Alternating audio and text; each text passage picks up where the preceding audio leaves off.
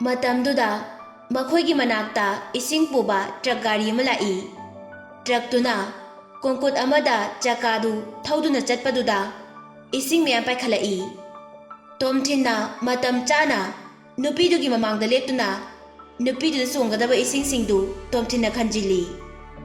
Tomthinda nupiduna nofet tawraga yengai. Nupiduna Tomthinda thank you. Tomthina my pleasure. Haina Manipuri londa khumi.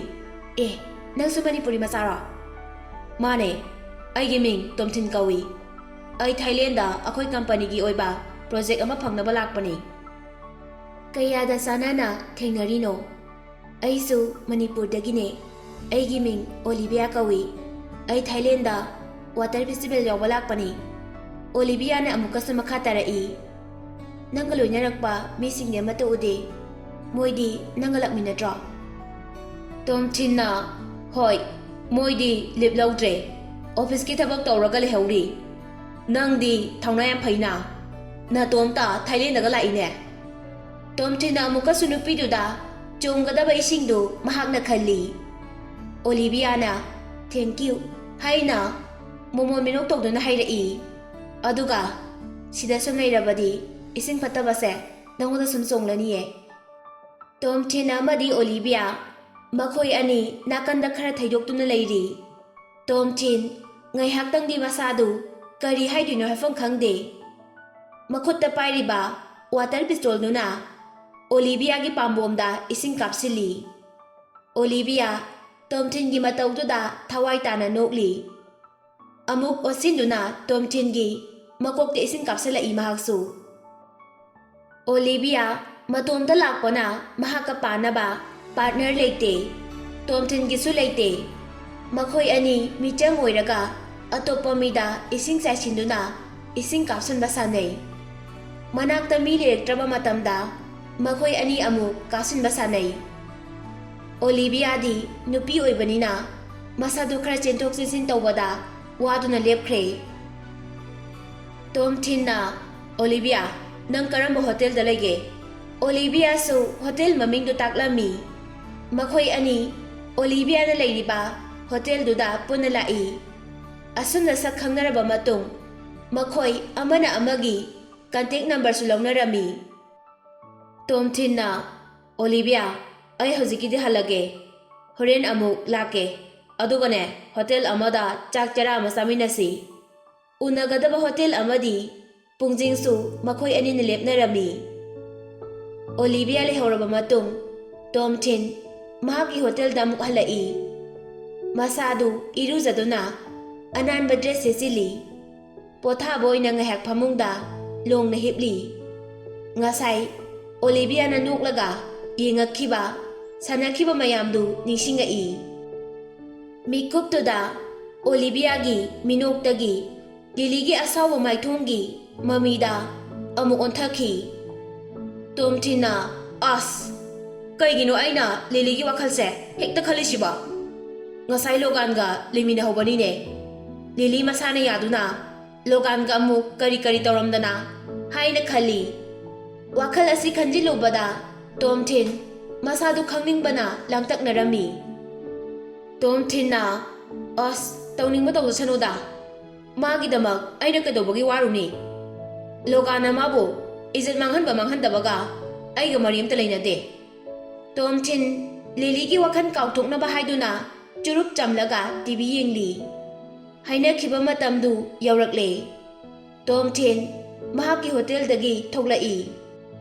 Tomthin hainakhiba hotel da yaurakpada Olivia na thongjin mapanda leptuna mahakpu ngaibado Tomthina su ure.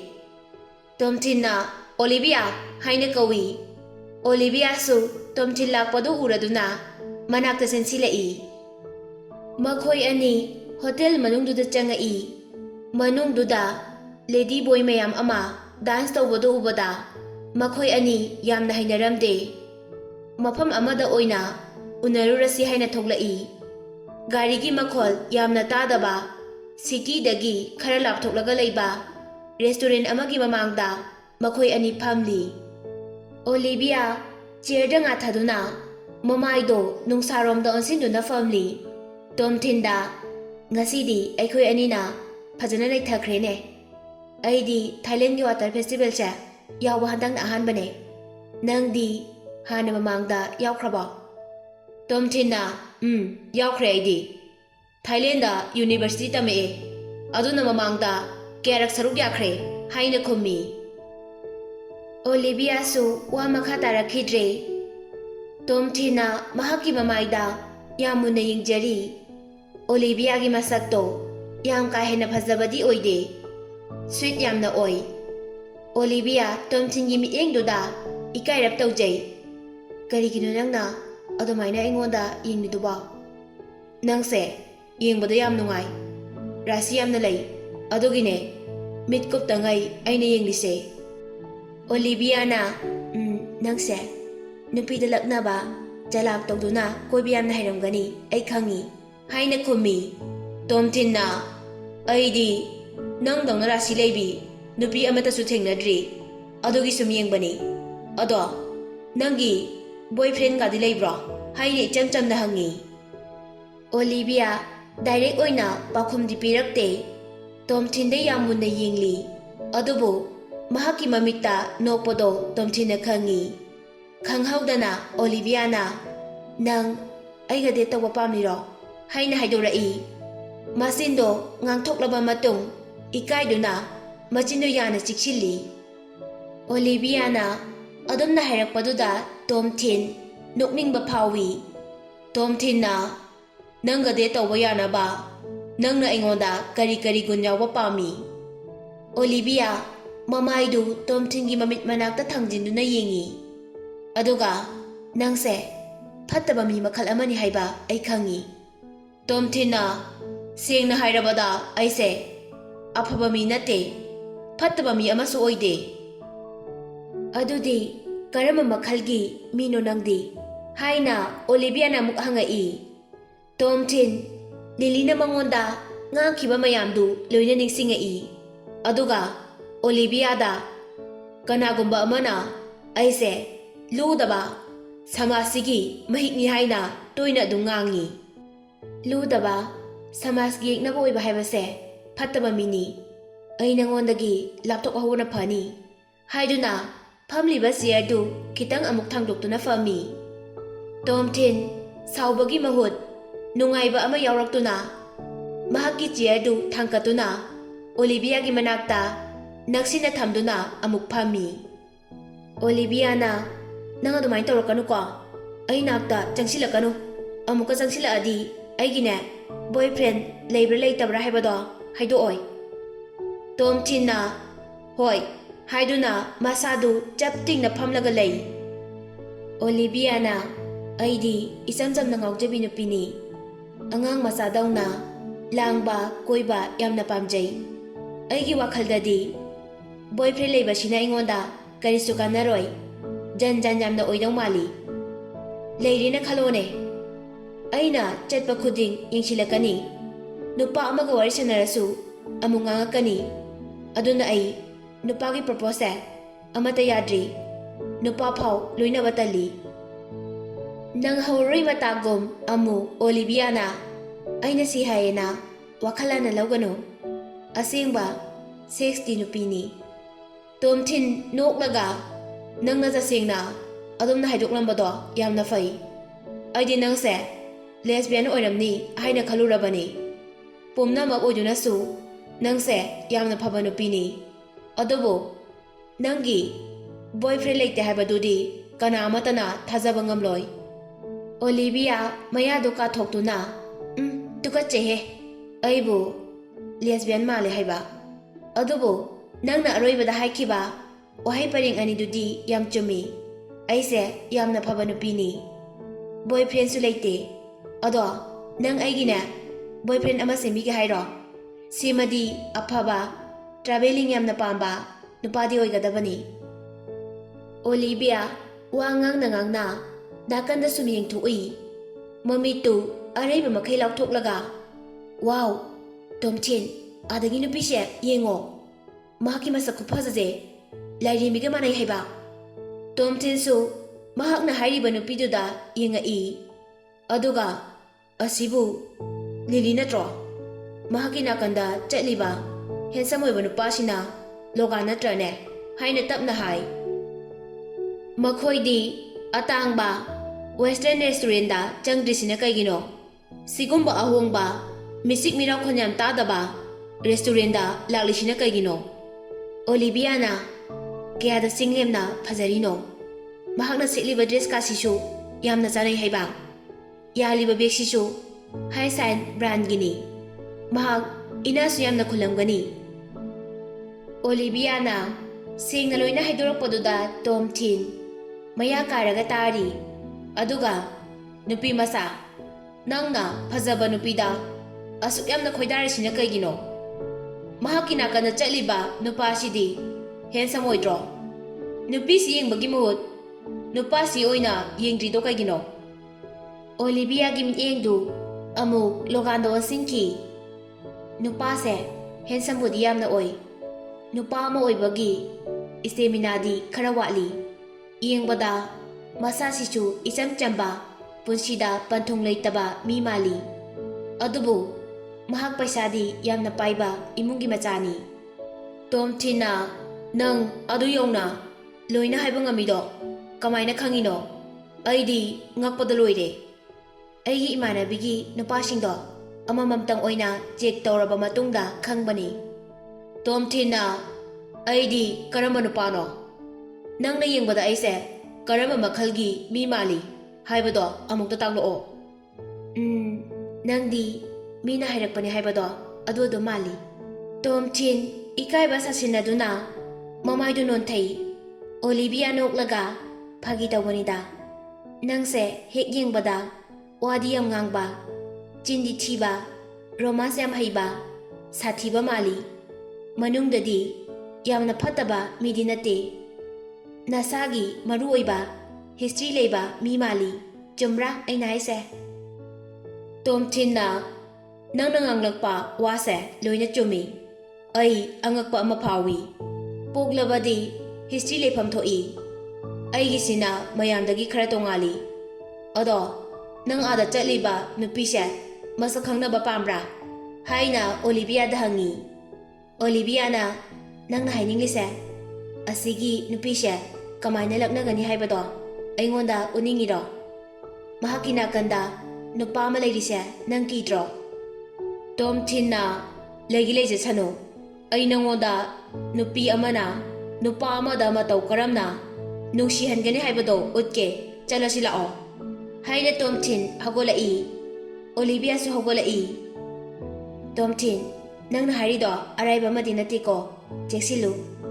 Mahakine boyfriend oiramadi pharaktani ko. Kaisu tawroi chumna sunlaknagadabani. Nang yengam thokpa dum yengu.